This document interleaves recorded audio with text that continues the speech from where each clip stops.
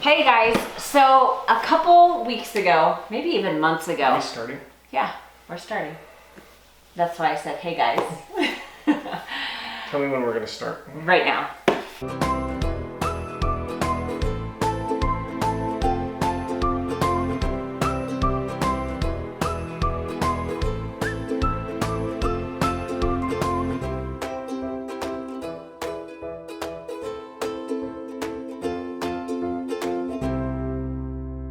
A couple months ago, we did a video where we talked a little bit about the pros and cons of full-timing.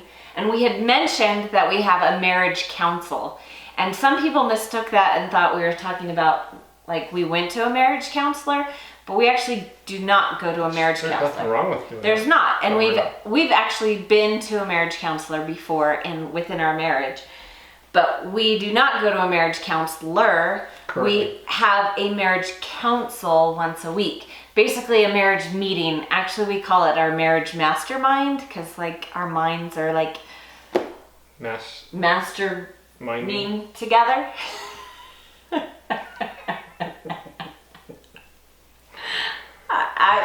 Yeah. Anyways. But we got a lot of requests because a lot of people wanted to know about it. And we still get requests coming in to explain what the marriage counsel is, or the marriage mastermind, or the marriage meeting. Yes. So that's what we're going to do for you. And this has been a really important part of our marriage. Yes. It just helped us figure out where the miscommunication was going on and figure out issues before they became big issues. So we found that if you can, tackle issues when they're small, it's a whole lot easier than when they become big issues and then you're trying to resolve a big, huge issue that's become, a big, messy ball. It's not only to make sure we don't have issues, it's also to make sure that we have the same goals, that we're working together, that we're kind of have the same, like I kind of liken it to a business meeting. You wouldn't have, when I had a job with a bunch of other people, it doesn't make sense to have a job, everybody's working, doing their things, and never to meet together.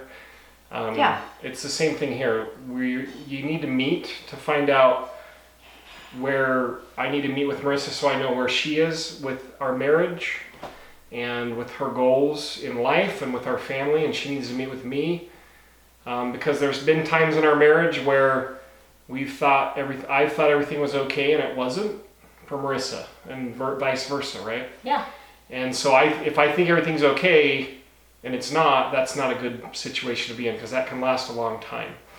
And last Sunday, one of our church leaders was talking to us about marriage, and like there's a scale of marriage between almost divorced and madly in love, and like right in the middle is roommate. Just being roommates. Where you're just kind of like passing by each other. You don't really communicate. You're just kind of in each other's space and everything's okay. Yeah.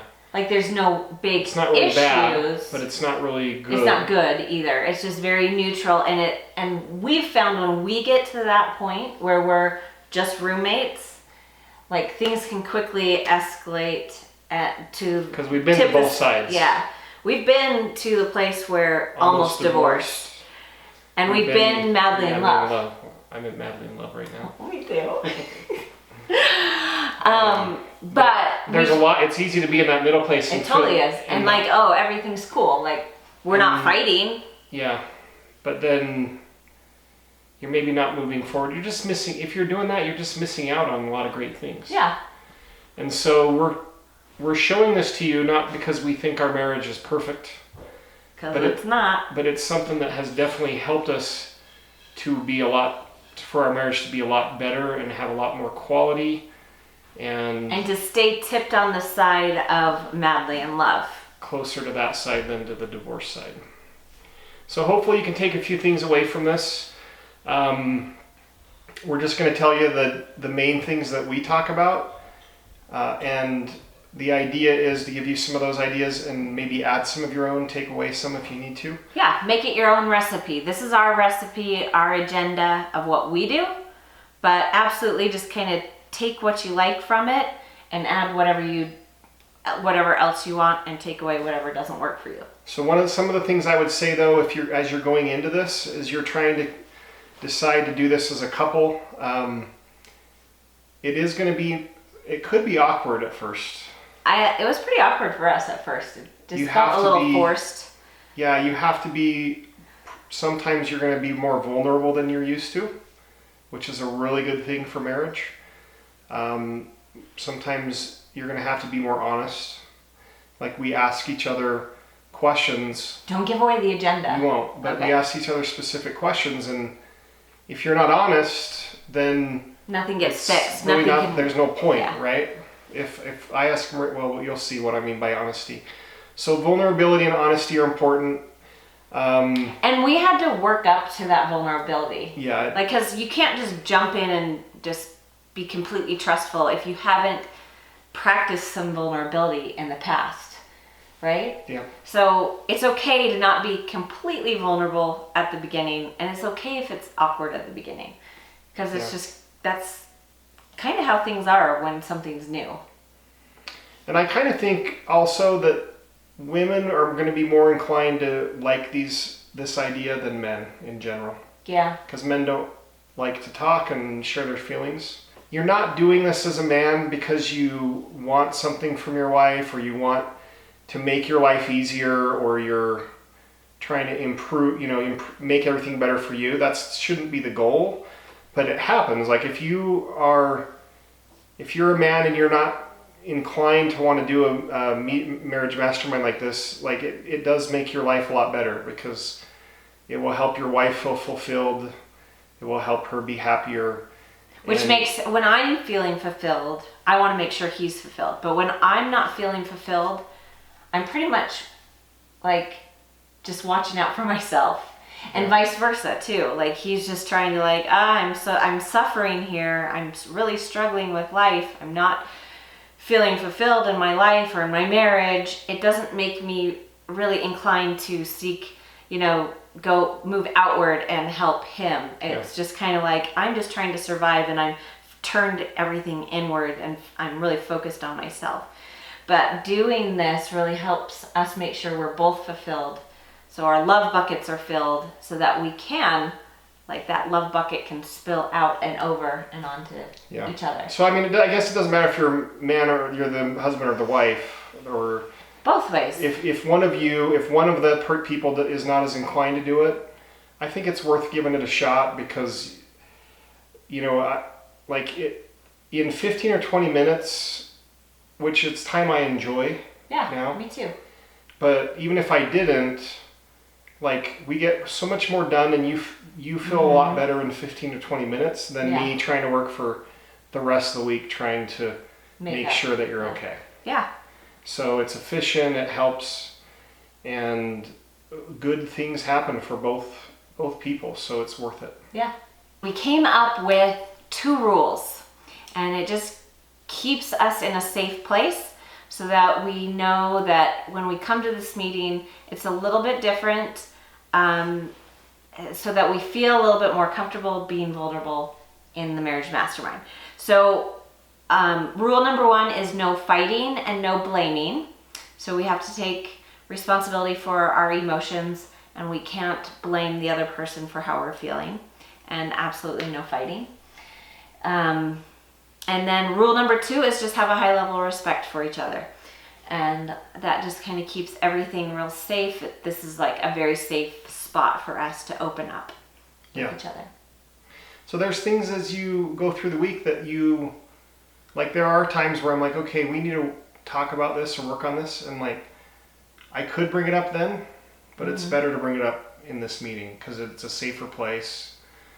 We kind of have let our guards down. We're not going to be as sensitive maybe as we might be in the moment of something.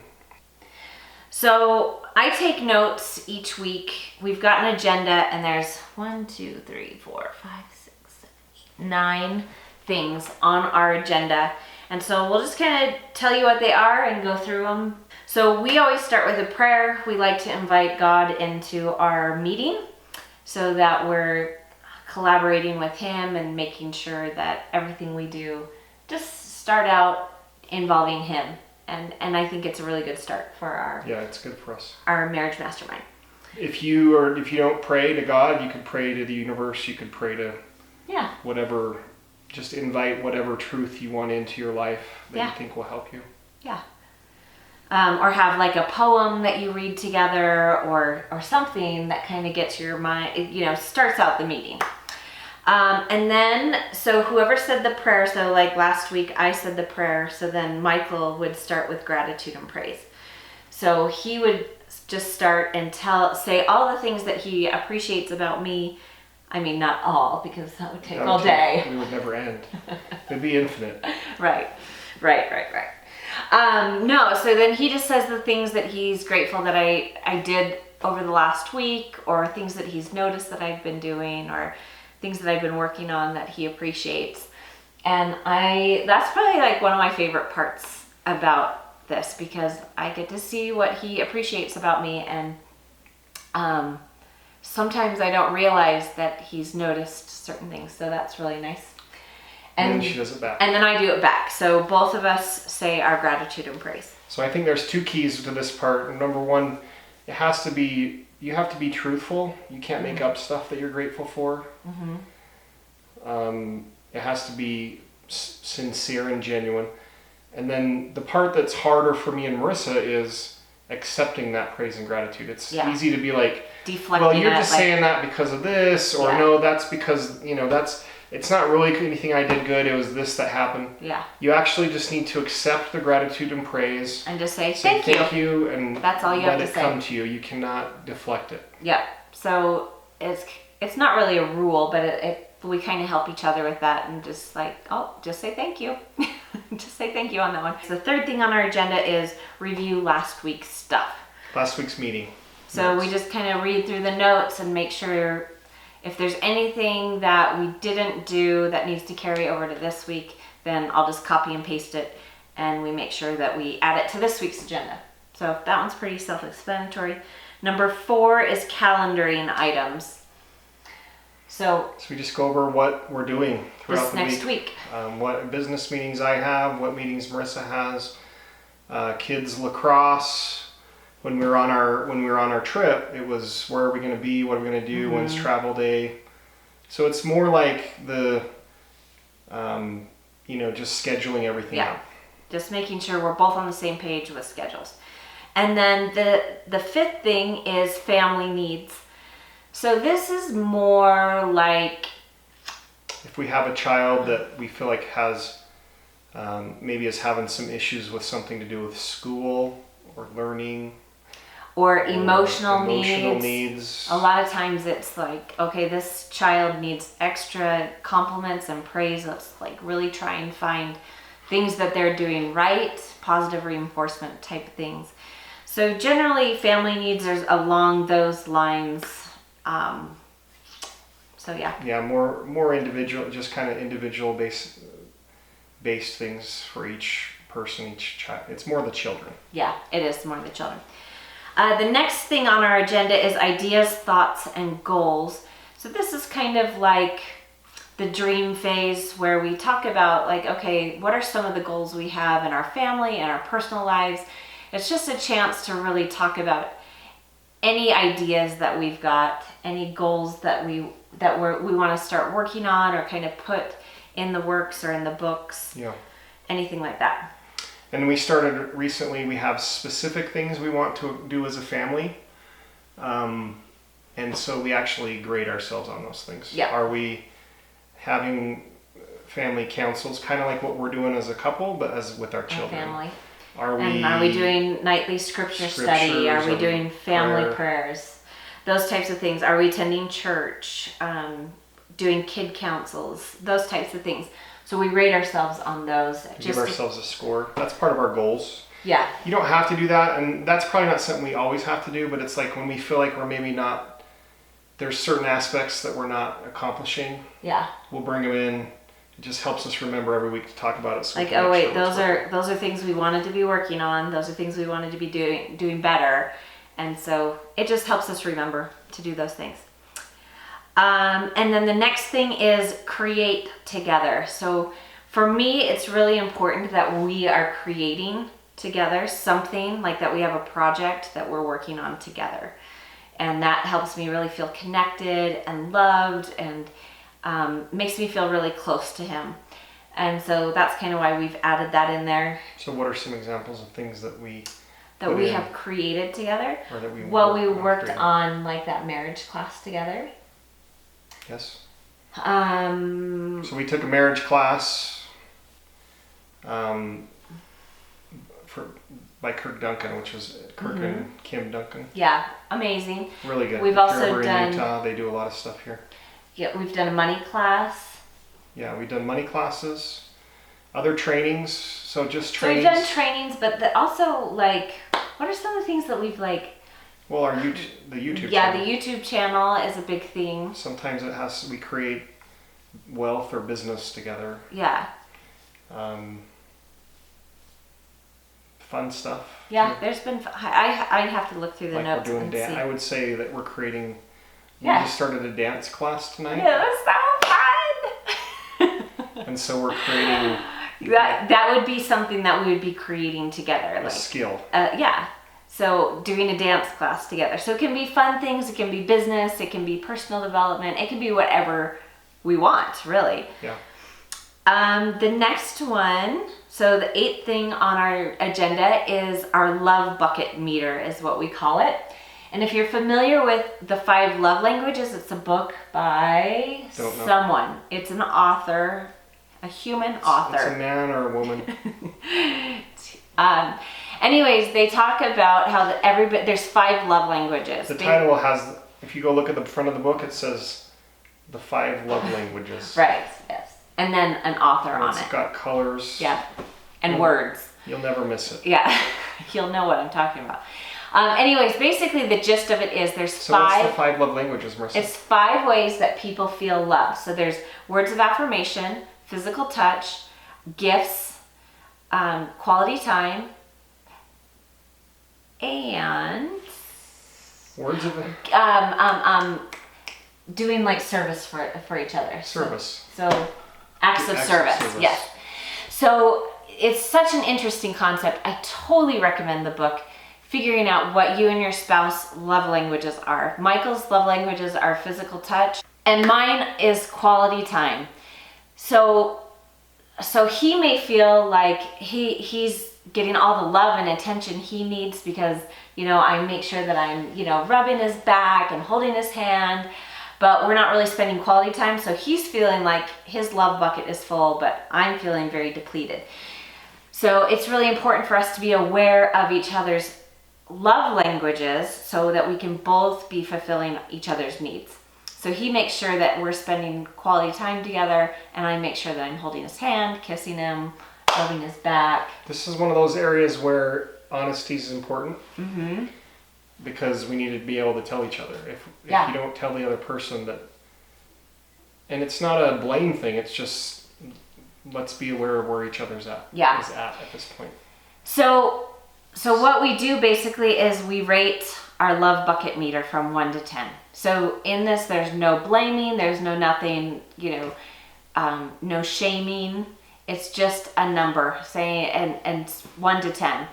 Basically, like a 1 is you're pretty depleted, 10 is like you're amazing, over the roof, Well, and then it's also good to say why.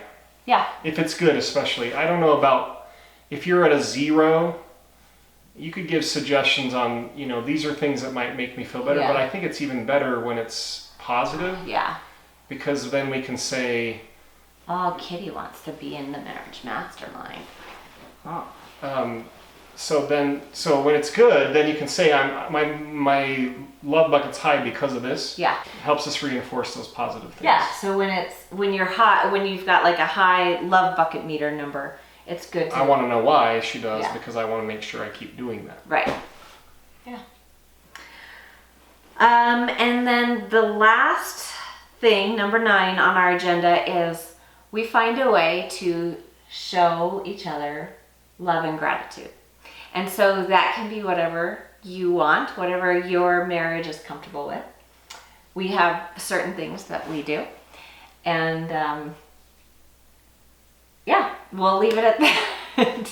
You guys can wrap yours up however you feel that is an appropriate way for you to show love and gratitude within your marriage.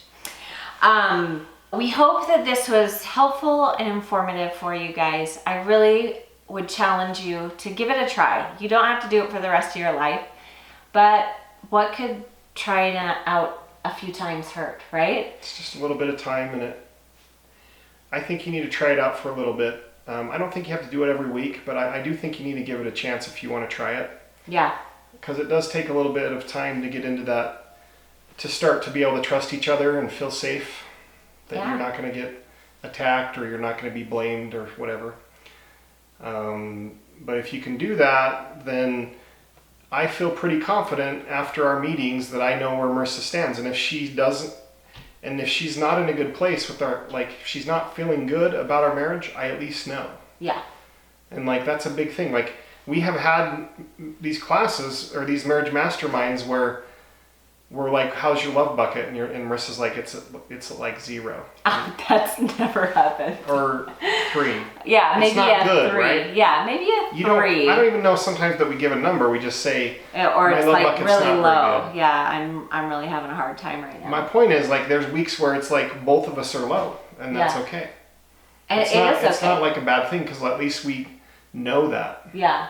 And then I'm aware of that, throughout the next week. So then I can find times to hold his hand or come up and give him a little massage or, do something to help fill his love bucket. Yeah. And it also allows us to, that leads to a conversation. Well, why is it low? Well, it's low because we've been focusing on the kids the whole week. You know what I mean? Or we haven't been together at all. You've been doing this, I've been doing this, and we just haven't seen each other. We still have potentially good intentions, but it's just we're not putting the time in on our marriage. We're putting it in on other good things, but we feel like our marriage should be the priority. It's just sometimes isn't. And so then that gives us a chance to redirect and refocus on our marriage because we can see, because we're both then aware that, hey, something's not working here. And if we keep going down this path, things are going to get bad. We're going to have some sort of fights or, it's going to be harder to repair the longer we go down this path. So let's stop here. Let's refocus, regroup, and start showing love and affection. And so, but another thing that I really like about it is it allows us to be on the same page and have the same goals. Mm-hmm. Or even, because I feel like when Marissa succeeds in things, even if I don't have a big role in it, I feel like I'm part of it. Yeah. Because I've helped in other ways or I've known that's your goal and I've been able to support it more. So instead of us just being roommates kind of passing by, it's like we're And collaborating. creating a good story together. We're creating this marriage, this success. And so when he succeeds, I feel like I'm succeeding as well because I was there for it. I was in on it and in some way. All right. Well, I think that's a lot of information. We always end on a high five. No, we don't. We've never done that. It's the first time. We do a secret handshake.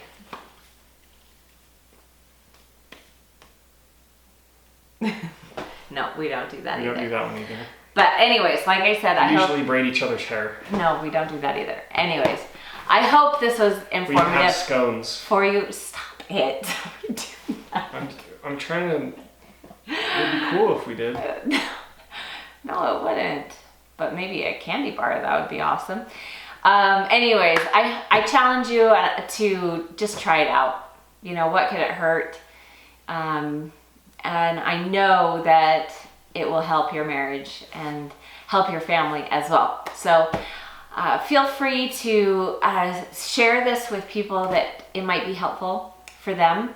We would love to help people with their marriage as we've been helped so much in our marriage with this technique. So feel free to pass this on to anybody that you feel like could use it. And also feel free to message us any questions that you may have. You can also contact us through our website if it's more of a personal question and you don't want it posted on the YouTube channel. So you can go to www.livingagoodsstory.com and you can message us directly from there and then we can answer your question more privately. So thanks so much. Have a great night.